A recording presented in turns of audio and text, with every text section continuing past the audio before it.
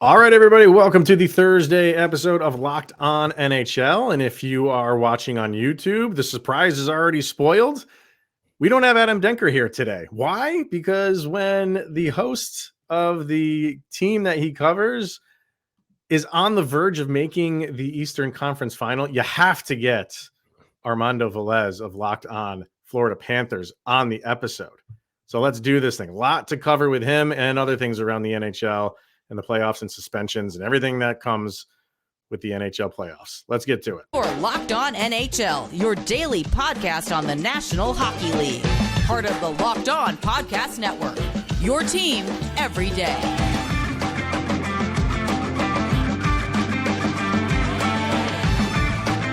All right, everybody, welcome to the Locked On NHL podcast. We're part of the Locked On Podcast Network, your team every day. From Locked On Avalanche, I'm Chris Maselli. And like I said in the beginning, normally it's Mr. Adam Denker from Locked On Lightning. We got rid of him today. We don't want him in here today. We want to talk to Armando Velez from Locked On Florida Panthers. So thank you for sitting in for Adam today, sir. It's very kind of you to do so, because it's a big deal for you guys right now. So thank you, everybody, for tuning in, making it your first listen of the day. It's greatly appreciated. We'll get to the suspensions of a couple players in the playoffs that were handed down earlier today, and probably even some Gabe Landeskog talk. Why not? Because it's my team. If I want to talk about my team on the Locked On NHL show, why not? I'll do it. But we are definitely going to start with your boys here, Armando. On the verge of knocking out the Toronto Maple Leafs. I'll start with this, man. Like, what's going right? Why have they had their number so far? I mean, you did give up the one game, but we'll start with that. What's going right for Florida? Well, before I answer that question, I want Yes. to tell you, I want to say thank you for having me on the show. Of course, you replaced, even though Adam Denker isn't a Florida resident, you replaced a Florida man with another Florida man as far as like the Locked On NHL Network. And we should have had you wear a Patrick Waugh jersey today, Chris, because this is a party like it's 1996 version of the Locked On NHL on this Thursday. And you know, I have a few rats here on me right now, and I could if I were to see you in person, maybe have you wear goalie gear and maybe like throw a bunch at you while we were at it. But I'm down. But hey, Colorado ended up winning that series anyway in a sweep in '96. But back to your original question. The way the Florida Panthers are doing this is just their ability to create unbroken plays when it comes to the Toronto Maple Leafs and their inability to break out of their own zone. And the Florida Panthers, they're just in the faces of the Leafs all in this series, and about a third. That number has obviously gone down in the last few games. Now it's under that percentage of their goals have come within 5 seconds of their opposition getting turning the puck over. So that's how the Florida Panthers are getting their goals off their broken plays, whether it's eliminating the speed in the neutral zone for the Leafs and the Florida Panthers, just putting them in bad position in transition as well, and making the goalies' lives difficult. And now for the Florida Panthers, even though it's been about a game and a half now that they've faced the Leafs backup goaltender in Joseph Woll, I mean, there's talk today, especially on Jeff Merrick's show and 32 Thoughts, talking about is Joseph Woll now Toronto's best option as far as goaltending. Of course, 7 regular season games for Toronto. Spent a lot of time in the AHL with the Marlies and all, which the Checkers did beat him 5-0. Florida Panthers affiliate Charlotte Checkers, but the Panthers do have the goaltending advantage in this series, and up 3-0. The way I said it on my show is you have 4 opportunities to win 1 game, and that's the way I see it. And Sergei Bobrovsky, even with the Florida Panthers losing in Game 4, Sergei Bobrovsky was great. There were so many many times that you saw those save moments when it came to Bobrovsky, especially the fact that John Tavares through 4 games does not have a single point in the series. That's crazy. And the core 4 of Matthews, Marner, Nylander, Tavares. 2 of them got goals in Game 4. Prior to that, they didn't get on the score sheet as far as the goal department, which Nylander got on the power play on a little bit of a weird bounce that bounced off the referee, and then Marner, where it was a goal where the top line of the Leafs had the Panthers' fourth line pinned in their own zone, and then a great screen by Ryan O'Reilly up front, and the Panthers made it interesting. They are equal in the special teams battle. 2 power play goals for the Panthers, 2 power play goals for the Maple Leafs in the series. So they're eliminating the Maple Leafs in that department. But it's even strength play for the Panthers. That's where they dominate. The Corsi 4, 200 shot attempts to 183 in the series at 5-on-5 too. So they're dominating the 5-on-5 play as well. Okay. So, and when you said they're getting up on them, they're creating, those turnovers and the style of play that they are playing against Toronto, is that the typical Florida Panther way, or is this scouting? Is this, what they saw on film and we can exploit them that way? It's going to sound a little cliche for what I'm about to say, but it's the playoff style hockey that Paul Maurice has implemented ever since his opening press conference when he was hired from the Florida Panthers, about wanting to play a responsible game that was going to be sustainable in the postseason. Yeah, they barely squeaked in, of course, with a lot of help from the Chicago Blackhawks beating the Pittsburgh Penguins in game 81 of the season. That helped them eventually get in, but they did this against the Boston Bruins as well. The only difference really in that series for the Panthers is that there's a lot of high scoring games in that series. And this is really, of all the series in the NHL in the second round, this is the only series where most of the games are close games, low scoring, with and even the one that the Panthers won by 2 goals in game 1, the last goal wasn't an empty net goal for the Panthers neither. So it's not like an empty calories goal right. for the Panthers there. So it's been a very close series, and the Panthers in 3 out of the 4 games they've given up the first goal. Games 2 through 4.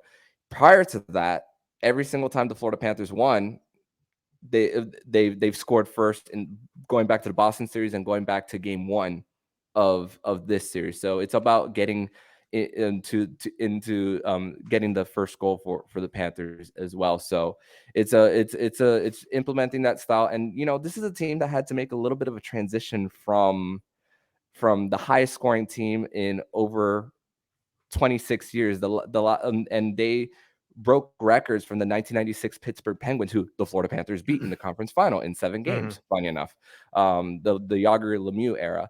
And that when the offense was frozen during the playoffs, where they went 1 for 31 last year, they had to change the way they play. Of course, making the trade for which Kachuk to Huberdeau, and of course the cap struggles that this Panthers team had to go through. They had $6.4 million in dead cap with Keith Yandel's buyout and the last year of Scott Darling's buyout for the Panthers as well on their books, and making 0 trades during the trade deadline. And here they are, 1 win away from the conference final. Now you had obviously the 3-0 lead. You'd love to just end it on home ice, just get it over and done with. Toronto wins that one in a close game. What's the mindset like, you think, going back to Toronto? Because typically I kind of feel like, you always favor like the home team in any sport, right? But I just feel like these playoffs have been crazy where it doesn't matter. Home ice doesn't seem to matter in these playoffs. So do you go back with everything that you guys have accomplished so far in these playoffs in beating Boston? Nobody thought that was going to happen. And so the confidence has got to be through the roof. Is it, so what? We're going to Toronto. Look what we've done so far. Going to Toronto doesn't phase us whatsoever. We can win it on their ice just as easily as we win it on our own. They're 5-1 in the postseason on the road this year. So yes, it's and winning games 1 and 2 as well. I mean, they don't see a reason why they can't go into Toronto and try to win a game 5 as well. I mean, so it's and Toronto is better on the road this postseason than they have been at home. And that's what I'm saying. It's just crazy in the playoffs right now.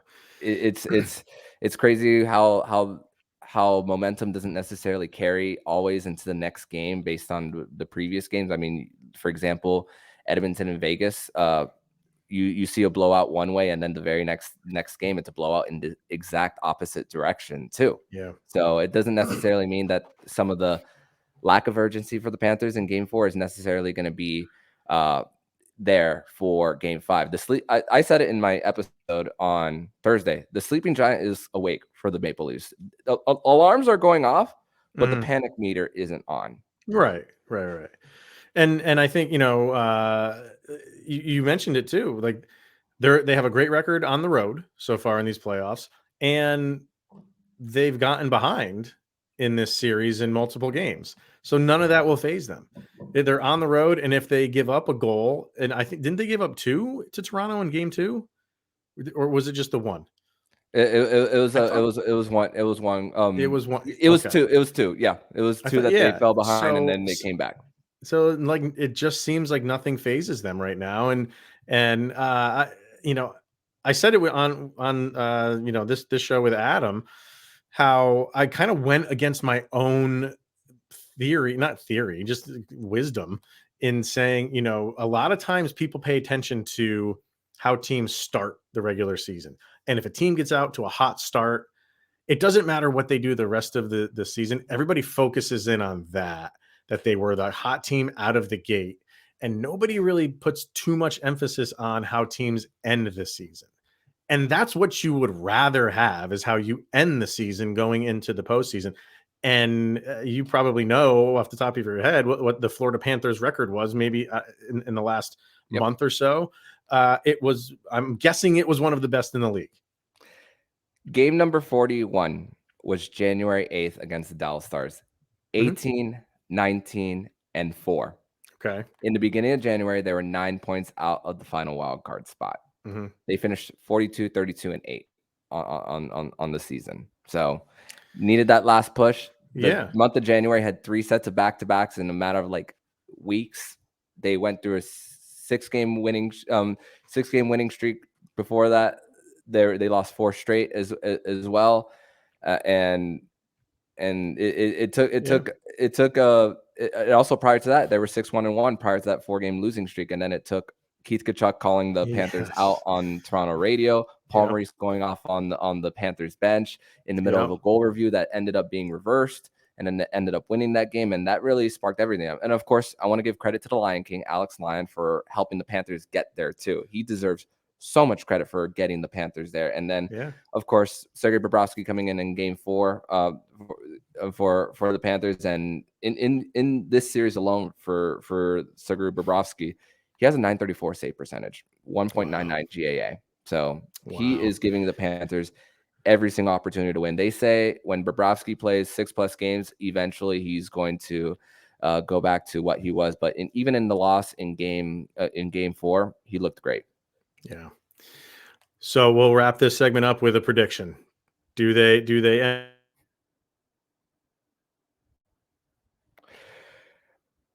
I think they end this series in Game 5 on the road because of their confidence in how they performed it previously on the road. The alarm, like I said, the alarms are set off, and this is the thing for the Panthers.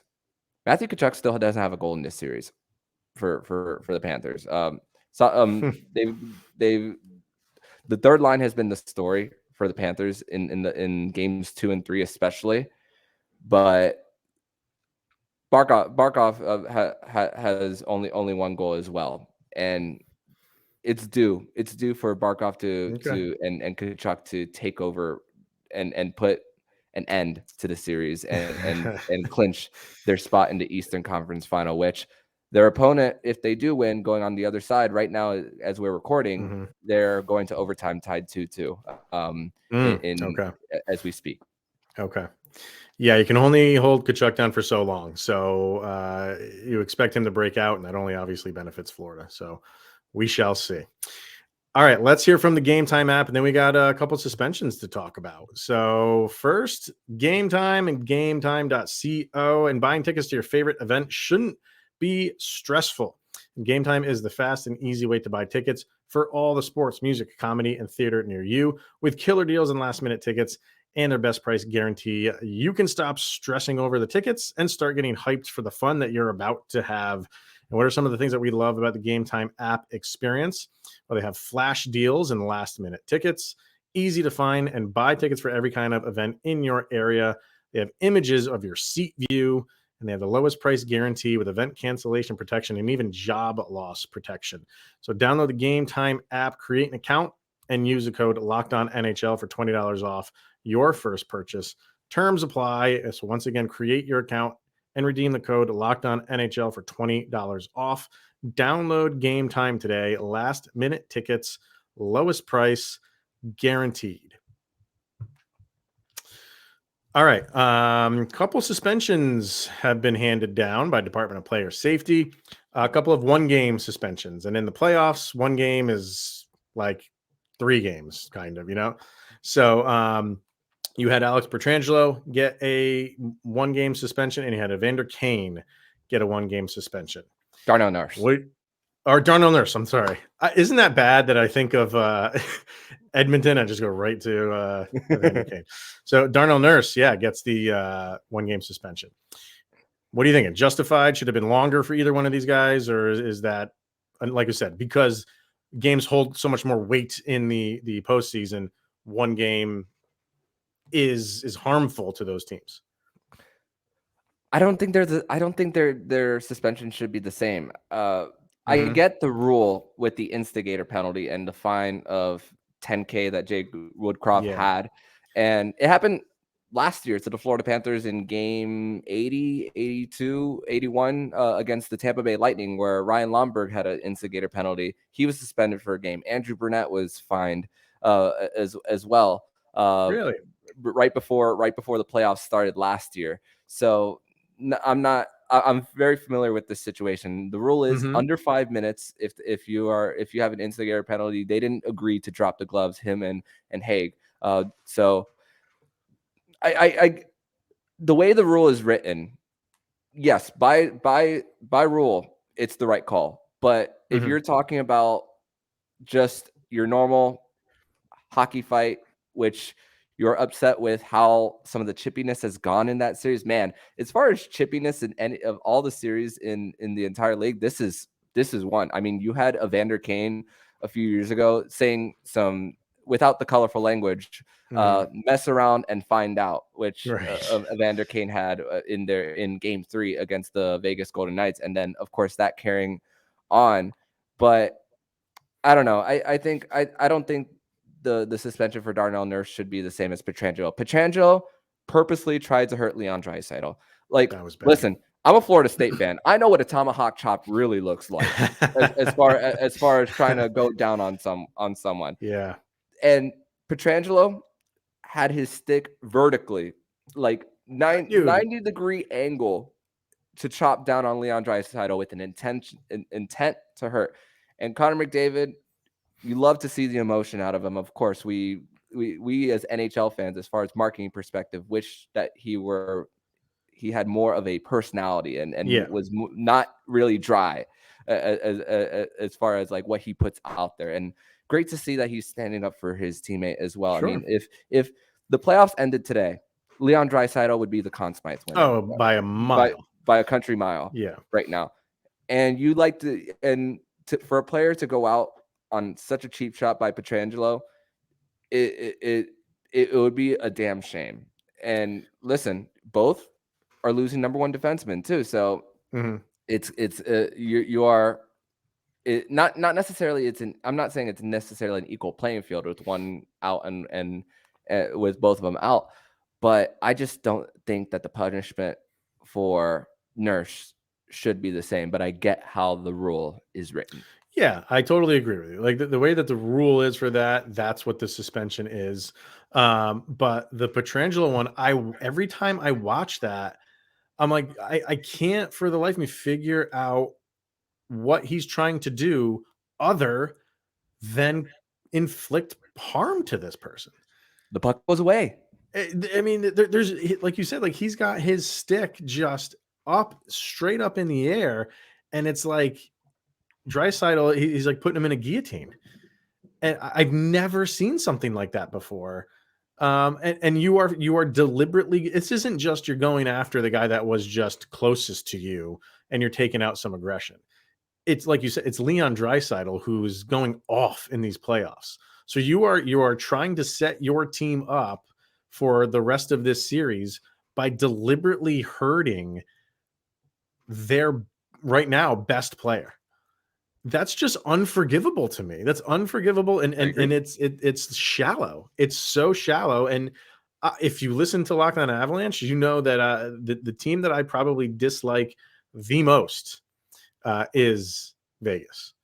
Mm-hmm. So the fact that it was them that did that, I wouldn't be surprised if this came from the sideline.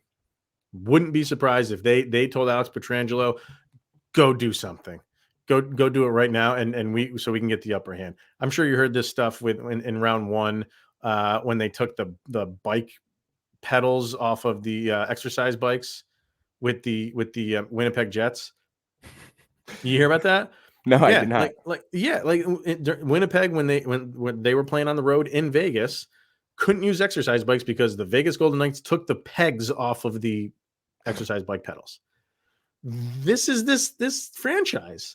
Mm-hmm. And they do stuff like this all the time. I don't feel like Alex Pietrangelo acted alone here. I really don't think he's just going to go up and do that. I think it came from somebody up top and it trickled down to him and he was the fall guy. And it's a shame that he did it. And, you know, if he did act alone, then he's even dumber than I thought. Because that's there's just no place for that. There's absolutely no place for that. So I agree with you that these are not the same in suspensions. And I'm going to do it, Armando. If you're an Avalanche fan, you always go back to Nazem Kadri and his 8-game suspension in the playoffs a couple years ago. Mm-hmm. Are you telling me, and you can have that debate on what Nazem Kadri did. A lot of people think it was intentional. Kadri to this day says, I know I should have been suspended for that. I wasn't aiming for his head. I was trying to make a hard play, and the game happened so fast, I hit him in the head. He never says that. What's up? It was reputation for Kadri. Yeah, and that's what hurt him, right? But to get 8 games in the playoffs is equivalent to like a half a season, right? It's a little bit of a stretch, but you know what I'm getting at. Mm-hmm. What Alex Pietrangelo did, in my opinion, is no different, maybe worse than what Nazem Kadri did. And to get 1 game for that is kind of laughable. And here we go again with Department of Player Safety, just having zero confidence in them being able to do their job right. Serious question. Yeah. Outside of handing out suspensions, if they go a while without handing one, what does George Parros do? Serious question. I never thought about that before, and now I'm going to be sleeping on that all night long. I don't know. Yeah, what does he do? Yeah. Does he? Man, that's a really, really. We should get some confirmation on that. What is your job description, and what do you do in your spare time when you're not handing out suspensions? Yeah, so it's a great question. And I want a statement saying, or a video of his day. If it's a 9 to 5, what do you do when you entered? Do you get coffee first? Do you go around the water cooler, chat with your buddies, Gary Bettman, Bill Daly, go back up, right? Make a phone call or 2, Zoom. What do you do? What's his office look like? Is he like a corner office? Has he got a nice view? Because you don't really. Oh wow, that's a great question, Armand. We're gonna have to effort on finding out what that should be like a television show. What in the world does George Parros do? It's kind of like where in the world is Carmen Sandiego? No doubt. Crazy. Yeah. All right, so we definitely want to kind of finish up here talking about. Well, we started with your team. We'll end with my team, and I do want to ask you about this. By now, everybody knows about the Gabe Landeskog issue. He missed all of last season because of the knee surgeries that he had, which came on a freak play where his own player, Cale Makar, is the one that actually clipped him. And this is where we are with him right now. And he's going to miss. He had surgery cartilage transplant surgery. Did you know that was a thing? No, I never maybe, heard of it in my but life. maybe never heard of it in those terms. Right. So, yeah. Yes. That sounds painful. Yeah, he had it and it went successfully, but we already know he's going to be out for all of next season. So he's missing 2 full seasons here. Being on, the East Coast and following a East Coast team, the Eastern Conference probably more closely than you do the Western Conference. I kind of am curious to know what that area is. Do they? I'm sure they're not paying much attention to it as if it was, someone that you guys would go up against on a normal basis. But what is kind of like the takeaway from what Landeskog's going through in the Avs? Yeah, it's nuts because I mean, you see him win, you see him put his body on the line to win a Stanley Cup, and then you see him skate with the Stanley Cup in the first game of the season against the Chicago Blackhawks. Of course, he wasn't going to be active there, and then of course I remember that Kyle Sullivan, your co-host, had a countdown of days without the captain, and then had to switch.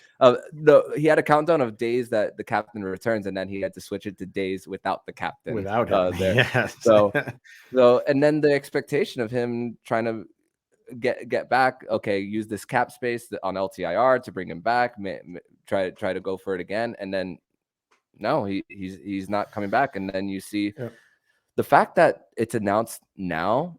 You already Chris McFarland already has that expectation that of what he's going to go into next season of trying to build a contender, because this could be good for Colorado being bounced out in round 1 after winning the cup, get a little bit of the bodies fresh for next season as far as the rest of the roster. But you could tell that he was severely missed. I mean, didn't Seattle score first in every single game in that 7-game series? All 7 games. Yep. So and his style of play is what they missed. Like he is a grinder. He's right in front of the net. He disrupts right in the house, and he makes life difficult for people. And they just didn't have that. And then the Valnichuskin thing, which we don't know what the heck's going on with that. So Cogliano getting, the fractured neck. It was just, it was a season of injuries, and it carried over into the playoffs. But yeah, now that you know that he is not going to be there now, you can prepare for it, because all of last year, well, I should say not all of last year. In the beginning, it was 12 weeks. When he had these surgeries before the season started, it was 12 weeks recoup time, and he should be back sometime beginning mid-January. And then it got pushed back and pushed back and pushed back. And then, he's out for the whole season. So, now you can plan for it, and that he's out. He's got $7 million that's going back into their cap. But what they do with it is going to be interesting, because you can't just hand that over to a guy long-term deal, because right now, he's not going to be there for this next season. But the expectation is he's going to be back following the season after. So you can't just lock up that money, because right now you think he's coming back, and then his money goes right up against the cap. So I think they're going to get creative, and they have a ton of unrestricted free agents. The Avalanche do a ton. So that money probably will go to guys like JT Compher, Evan Rodriguez, if they want to bring them back. Or what Kyle and I were saying is look at kind of like the elder statesmen of the league who are unrestricted free agents, who maybe would be okay with a 1-year deal and say, hey, come to Colorado, make a run for it. I have a name. Who are you suggesting? It was a guy who was rumored to be traded there in the middle of the season, but now you might not have to trade for him either way. How about Jonathan Toews? I think I don't. Is he even going to play? Yeah, that's a good question. I don't know. Like, who we were throwing around is his teammate who got traded. That's what we were throwing around. I mean, you might, and he might have some surgery done too. In the off season. And it's all about the money. Like how much is he going to want? Because you don't want to just say, oh, here's Landeskog, $7 million. We'll give it to one guy. I think the Avalanche they don't like to do that. So I think they'll divide that money up between a few players and try to bring some guys in, and at least, because right now, like I said, they have like 7 or 8 unrestricted free agents. And if they're gonna throw around Landeskog's money to other free agents for 1-year deals, You're going to be in the same situation a year from now. But is that the worst thing? Because the cap is supposed to go up again in a year pretty significantly. So you might be okay doing this. Mm-hmm. The Avalanche are going to be one of the more fascinating teams in the offseason. And that's not just because I follow them. It's because they have a lot of moves they need to make.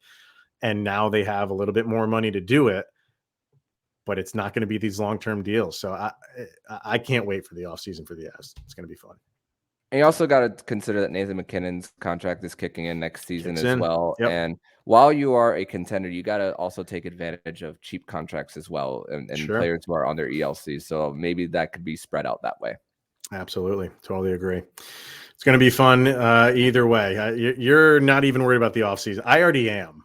I am already paying attention to off seasons and drafts, and you guys are going for the gold. So good luck to you the rest of the way, sir. Appreciate you coming in and filling in for Mr. Denker. And then maybe we'll have you back on whenever the season comes to an end, and we'll talk about the order in which the Florida Panthers handed off the Stanley Cup. How about that? Yeah. I'm definitely hoping so. Crossing my fingers. Nice. I mean, last time they made the Stanley Cup final, I was 3 years old. So, never seen them get this far into the postseason. So this is everything and more for the region of South Florida. The people, it's a non-traditional market, obviously, and people are talking about hockey in this region. It's so beautiful. And the fact that also the NHL compromised as well. The fact that they didn't conflict home games with the Miami Heat as well, so that the fans can go to both and watch both as well. Oh, that's good. South Florida is on cloud nine when it comes to the sports scene. So, do you know the answer to this? Has there ever been a team? I don't know. Has there ever been a team that's hosted the All-Star game and then won the cup? Not that I know of. I know St. Louis hosted it the year after they won the cup. Okay. I don't know. For some reason, it just popped in my head that it's been a good year for the Florida Panthers. You hosted the All-Star game. You're making a nice run right now, and I don't know. I got to go look that up. See if Tkachuk was All-Star game MVP too, and he was. Man, so I'm putting money on Florida right now. All right, thanks for tuning in, everybody, and making it your first listen of the day. It's always appreciated. Armando, throw out where people can follow you on your social medias. They can follow me on Twitter at MondoMan12. Follow the show account on Twitter at LO_FLA Panthers. Come join the ride here because we are hoping that this Florida Panthers team can, of course, like we said, make the conference final for the first time since '96, where they defeated the Pittsburgh Penguins in that round in 7 games on the road. And it's a great time here right now for all of South Florida. And of course and every single day, at least most days, I have a special guest in that covers the Florida Panthers in a different outlet that I bring on the show as well. So definitely getting creative with who I bring on the show as well every single day. So come join us on Locked On Panthers wherever you get your podcast and on SiriusXM. Yes. Awesome, man. All right, man. Thanks again for filling in for Adam. Good luck the rest of the way. And thank you to everybody for tuning in. And I'm assuming Adam will be back next week. So we'll catch you guys next Thursday here on Locked On NHL. Enjoy the games.